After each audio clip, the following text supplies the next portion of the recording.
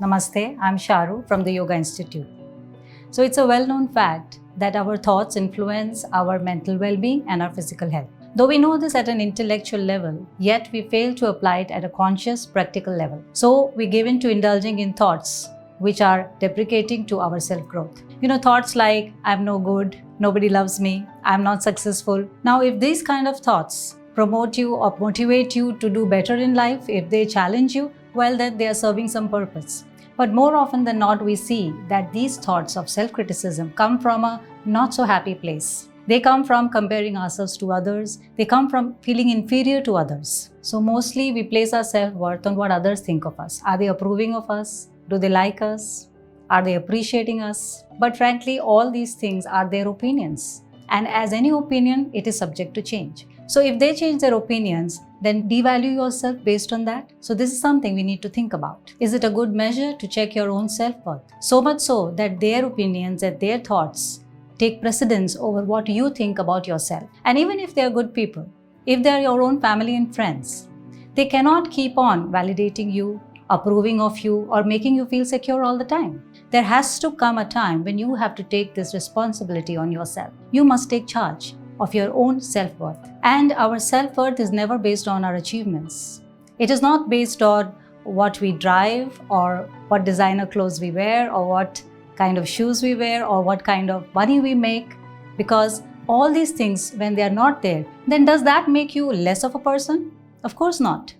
So remember that material achievements are only your net worth. They never decide your self-worth.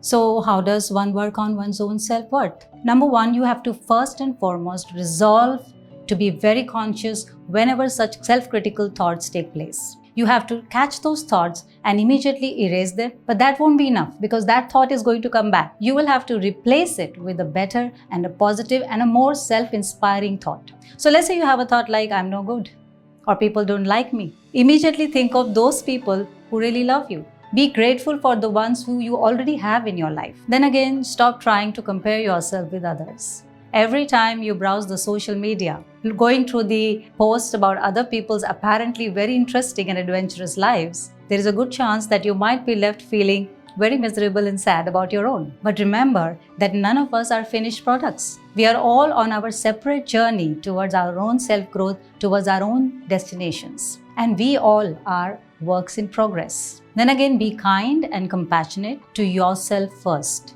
Every time a self-critical thought comes to you, remind yourself of the ill effects it's causing you. Remind yourself of the physical damages it is causing to your body, the sleep patterns that it is disturbing, the sicknesses that it is leading to, which can turn into chronic illnesses if it goes on for too long. And the interesting thing is that when you stop being self-critical, when you raise your own self-worth in your own mind, miraculously, the people around you will also change. They will see you exactly as you see yourself. So your self-worth is never dependent on the opinions of others. So words like self-respect, self-love, self-worth, they all begin with the word self. The reason being that you can't find these in anyone else but you. Namaste.